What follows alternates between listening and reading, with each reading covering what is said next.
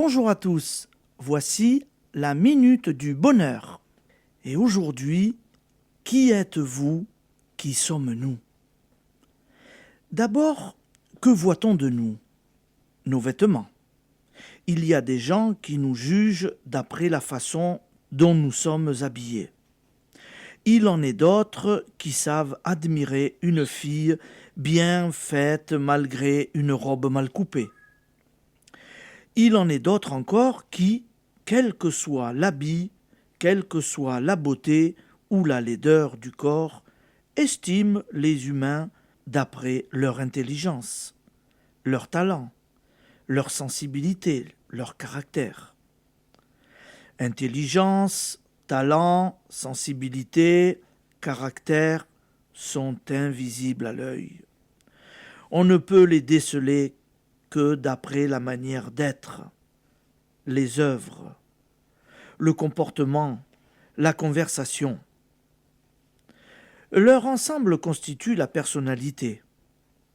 Auquel de ces trois aspects, habit, corps, personnalité, pensons-nous lorsque nous disons « moi », lorsque nous disons « je suis ».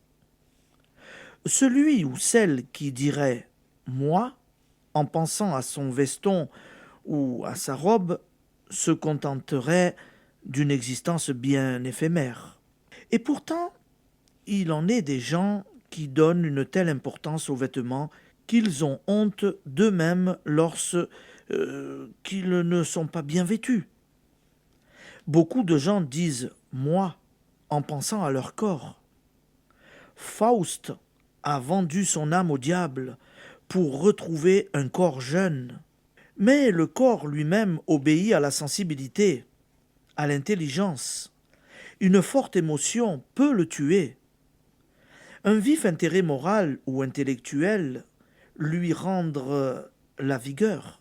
L'intelligence peut garder sa lucidité, alors que le corps décline. Lorsque nous disons « moi », c'est souvent à cet ensemble de facultés, à notre intellect, à notre personnalité que nous pensons. Est-ce là tout?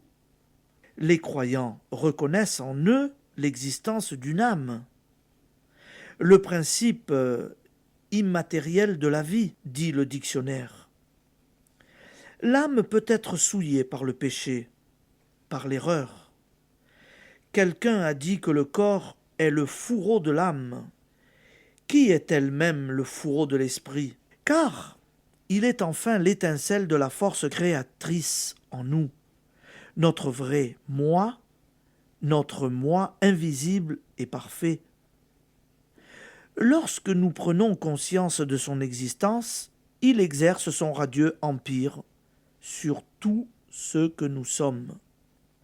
Depuis le corps physique jusqu'à l'âme immatérielle, il a mon esprit. C'est à ce moi que fait allusion celui qui a compris ce merveilleux secret. Le bonheur est en moi. Ce moi, réel, invisible et parfait, conditionne notre santé, notre longévité, aussi bien que la prospérité de nos affaires, l'harmonie de notre existence et celle du monde dans lequel nous vivons. N'oubliez pas ce moi réel, invisible et parfait, nous aurons souvent l'occasion d'en reparler. Application. Vous êtes bien d'accord que de beaux vêtements, un corps sain, une vive intelligence ne suffisent pas à notre bonheur? Il y a donc en vous quelque chose de plus que les apparences et la personnalité? Prenez conscience de l'existence de votre moi réel, invisible et parfait. L'esprit est en vous, étincelle de la force créatrice qui fait que le monde est monde. Merci. Je vous souhaite une bonne journée et à demain.